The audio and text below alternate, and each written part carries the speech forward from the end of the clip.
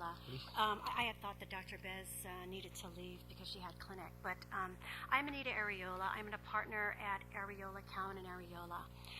I represent abortion providers, and I represent obstetrician gynecologists whose criminal liability would be affected by Bill 19532. The reason I'm here today is because I believe that the bill is unnecessary, since Guam and federal law already protects born alive infants, whether or not they are born alive as a result of an abortion.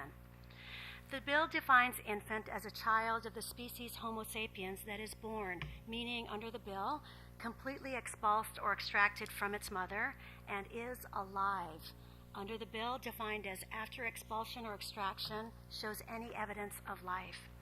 The bill further provides that any physician, nurse, or other licensed healthcare provider who intentionally, with premeditation, or intentionally, or knowingly, or recklessly, or by criminal negligence, fails to provide reasonable and medically appropriate and reasonable care and treatment to an infant in the course of an abortion shall be guilty of a criminal homicide. We already have a law that provides for that. That is Guam's criminal homicide law, and it is at 9 GCA section 1610. It exists and applies to an intentional or criminally negligent death of a born alive infant. Specifically, the statute defines human being as a person who was born and is alive. That's a born alive infant. You can't get any clearer than that. Section 60.20a states that a person is guilty of criminal homicide if he causes the death of another person, 1, intentionally and with premeditation, or 2, intentionally, or 3, knowingly, or 4, recklessly, or 5, by criminal negligence. I want you to note that the terms in 1 through 5 of the criminal homicide law are copied verbatim in Bill 19532. It's redundant, it's unnecessary, it's superfluous. Clearly, if a physician or nurse or anyone else who intentionally or with criminal negligence withholds medically appropriate and reasonable life-saving and life-sustaining medical care and treatment to a born alive infant in the course of an abortion and causes the infant to die, that person may be charged under the Guam criminal homicide law. The law extends to all deaths of all infants who are born alive, whether or not they are born alive in the course of an abortion. If that was not enough, we also have a federal law which applies to Guam and protects born alive infants. The Born Alive Infants Protection Act of 2002 is codified in 1 USC Section 8. And I've attached all these statutes so you could take a look at them, when you have the time. The law is an act of Congress which extends legal protection to an infant born alive after a natural or induced labor, cesarean section, or induced abortion. It was signed by President George W. Bush on August 5, 2002, and it has been the law in Guam for 11 years. It defines a person, human being, child, and individual to include every infant member of the species Homo sapiens who was born alive at any stage of development. It gives rights as a human to any child born within the United States, and it provides that all federal protections for persons apply to every infant born alive. Most of the definition of born alive in the federal law is copied in Bill 19532. Under subsection A of the federal statute, it states that the very broad definition of person or human being, child or individual, applies in any federal statute, ruling, or regulation. This means that under federal law, acts such as murder, assault, child abuse, and serious bodily injury would be crimes if committed against a born alive infant. And that is stated in 18 USC section 1111. Any injury or death to a born alive infant would be prosecuted under federal law.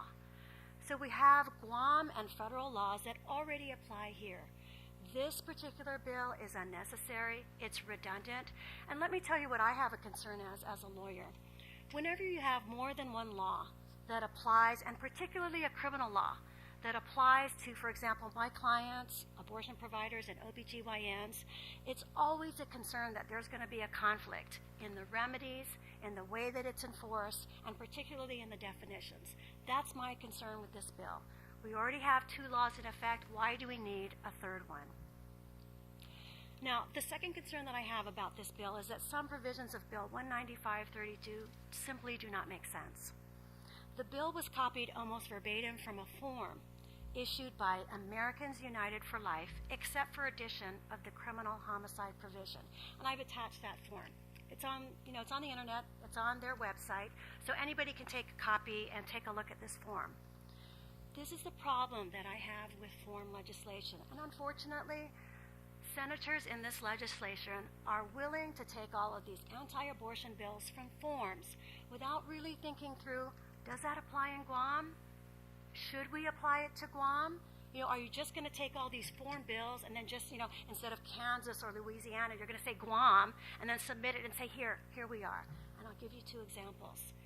Take a look at the bill, Bill 195-32 in Section 91.03C. It defines the word consent. And it defines consent to mean knowledge of an explicit or implicit agreement to or instruction to perform a violation of this act. Senators, I can tell you this. I've been in law a long time, over 30 years. I have never seen that definition of consent. I have researched it to see if it's in any other statute or any other case law. It's nowhere to be found. And I don't know about you, but I don't even know what this means. How could you have consent mean an agreement to perform a violation of a law? I don't know what that means. And where it exists in the other parts of the statute, it exists as an exception to this law. If a mother or father or a guardian refuses to give medical treatment to an infant born alive and they give consent, then they're exempted from this statute. But this consent definition says they're agreeing to permit a violation of the law. Makes no sense to me. Another indication of why. Let's look at the laws that you're looking at and you want to sponsor, and really think about what the public policy is going to be behind this legislation. Don't just take these forms and say, here's another right to life bill. I'm just going to do this. Feeling so much pressure, so many blogs and letters to the editor and editorials being written about me or whatever. Take your time to really take a look at these bills and these forms and see whether or not they really ought to apply to Guam. The second concern that I have here is that, again, you look at the form copied verbatim. If an abortion is performed outside of the hospital and there's a born alive infant, the people who are in charge, like the physician, the nurse, they have to call 911. I'm sorry, if you're trying to save a life, you all know what 911 means here on Guam. It's an obsolete, it's an outdated system. We have problems with the system. And yet there's going to be criminal liability if someone doesn't call 911. And then, what about the EMTs? Are they really trained to deal with a viable or a non-viable fetus in determining whether or not that fetus has to have some certain types of medical treatment? I sincerely doubt it. And yet under this law, it says that possibly EMTs, if they're believed to be licensed healthcare providers, they could be liable too. So those are my concerns with this bill. I hope you will take these concerns really seriously and take a look at the statutes which already apply here to Guam. Thank you. Thank you very much, Attorney Arriola. Dr. Bess? Good evening or good afternoon, Senators. I'm here